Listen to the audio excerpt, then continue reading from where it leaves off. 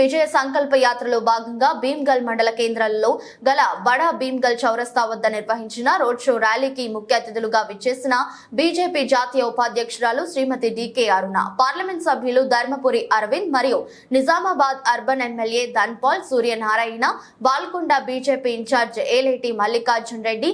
ఇటు కార్యక్రమానికి ప్రజలు అధిక సంఖ్యలో పాల్గొన్నారు. మరోసారి పార్లమెంట్ ఎలక్షన్లలో భారతీయ జనతా పార్టీని అధిక మెజారిటీతో గెలిపించాలని డికే అరుణ ప్రజలను ఉద్దేశిస్తూ మాట్లాడారు. ఇటు కార్యక్రమంలో పాల్గొన్న పట్టణ అధ్యక్షులు యోగేశ్వర్, నర్సయ్య, ఉప్పల్ నవీన్, బోనగిరి శ్రీనివాస్, బండారి లక్ష్మణ్ గౌడ్, డాక్టర్ వెంకటేష్, బోనికే రజనీకాంత్, తోట ఈశ్వర్ మరియు బీజేపీ కార్యకర్తలు పాల్గొన్నారు.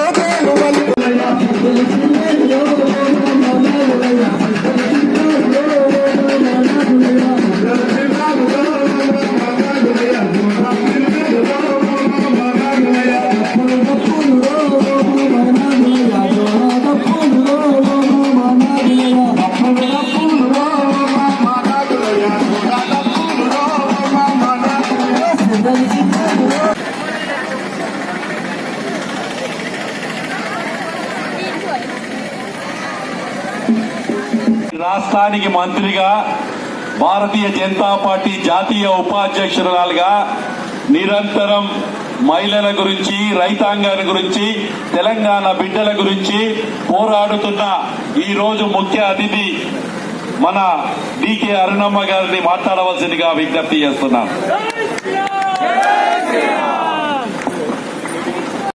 ప్రముఖులకు, అక్కలకు, చెల్లెళ్లకు, అన్నలకు, తమ్ముళ్లకు అందరికీ కూడా నా యొక్క నమస్కారం తెలియజేస్తాను.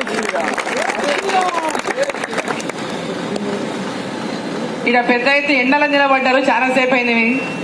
మరి ఎక్కువసేపు ఇప్పటికే ముగ్గురం మాట్లాడినాం. మిమ్మల్ని నరేంద్ర మోదీ గారు రైల్వే ప్లాట్ఫామ్ మీద ఒక ఛాయ బండి నడుపుకునేటోళ్ళు వాళ్ళ తండ్రి గారు.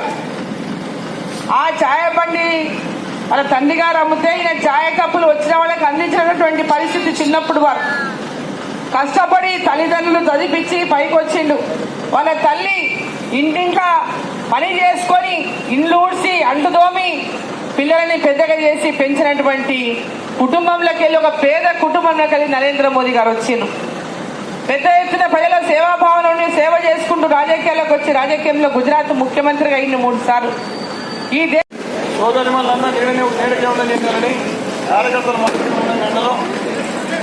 మహిళా సోదరి మనులందరూ కూడా నీడకుండండి.